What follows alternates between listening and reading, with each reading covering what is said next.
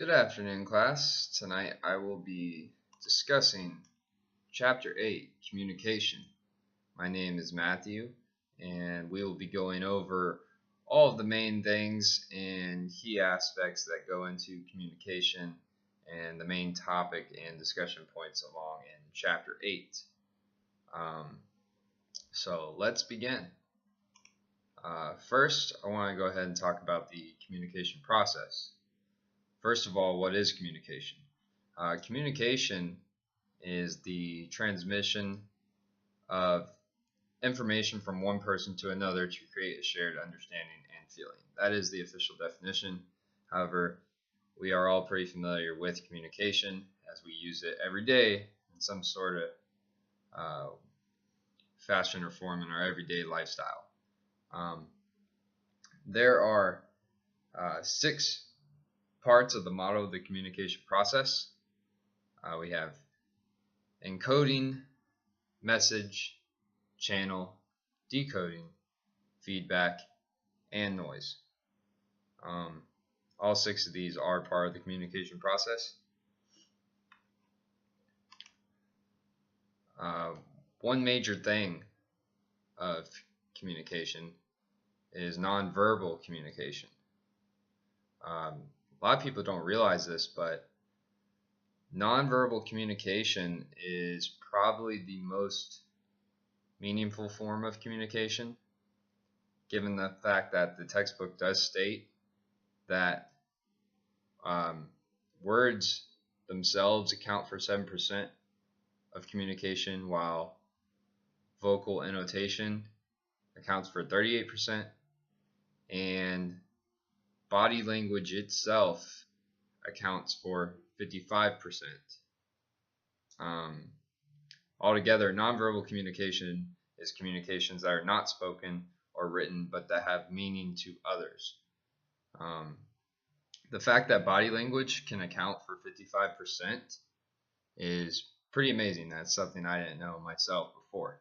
But the more you think about it, and in our everyday lives, especially at work, you can see that if you say something that may rub someone the wrong way, they can kind of react just from the way they show themselves alone. Next, we have barriers. What are the different obstacles, basically, that we face with communication? Whether it's in the classroom setting, when a teacher doesn't necessarily understand you or the point that or question you're trying to get across, or even at work.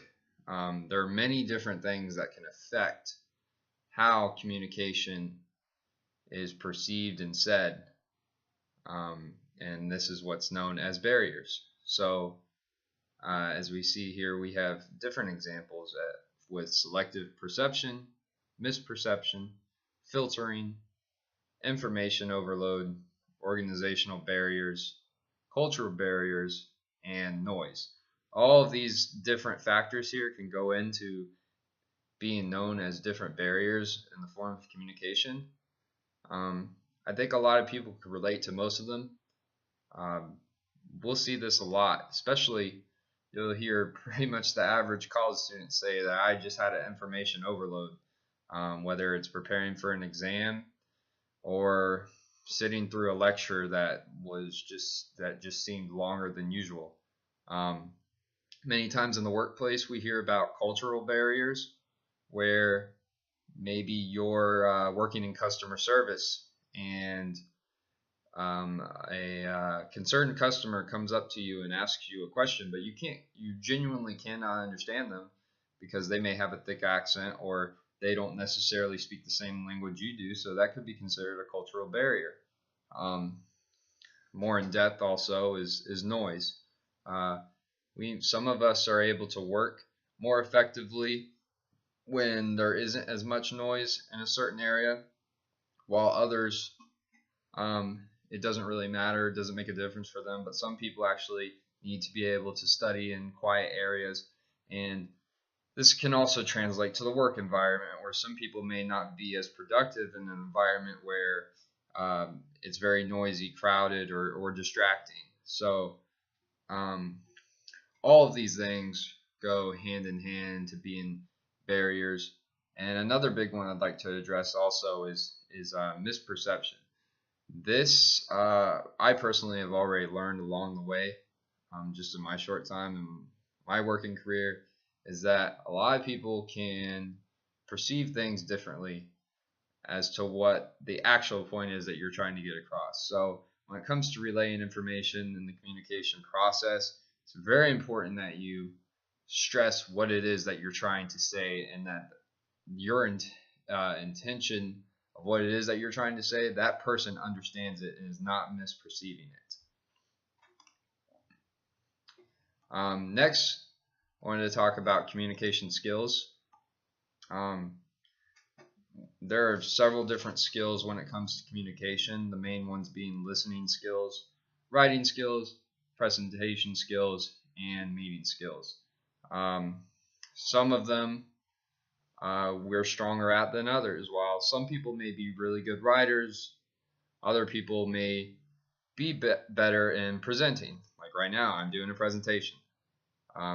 Some people may prefer writing instead of having to do what I'm doing right now. Basically, that's all this is.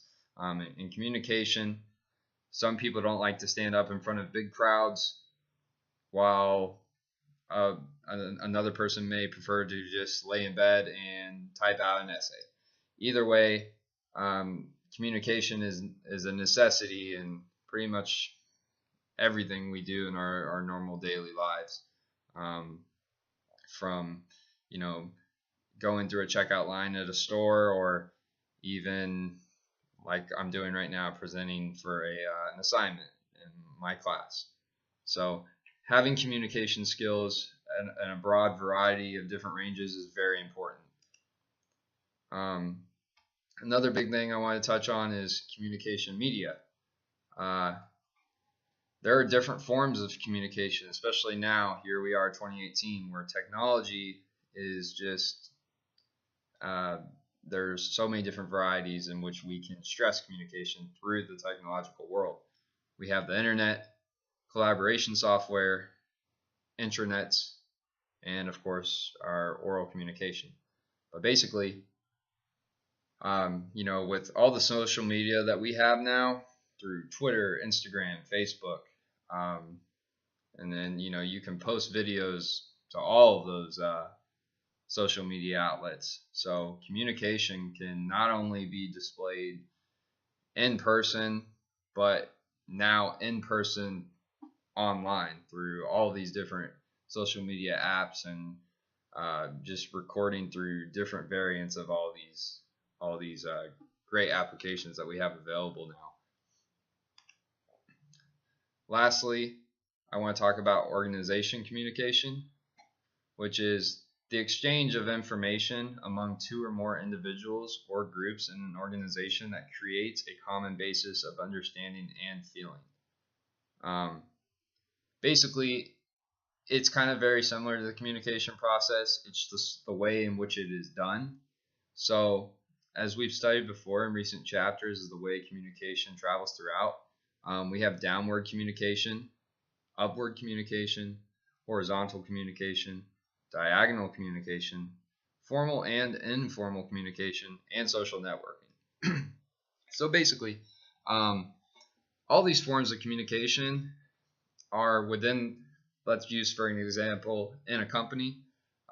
If it's downward communication, it basically starts from the top to the bottom, and then upward communication from the bottom to the top. So, if you have a CEO who's wanting to stress a cultural change within the company, he's going to send this down the line. So downward communication will go to the top level managers, then to the lower level managers, then supervisors, and then right down to the employees. That's pretty much a good example of how the way in which a communication process or flow can work. So that in itself is part of organization communication.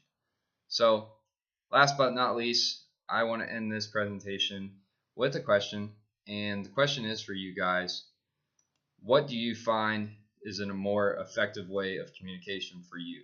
Is it writing, presenting, verbal communication? Just give me something that is the best form of communication for you personally. Thank you guys, and have a great night.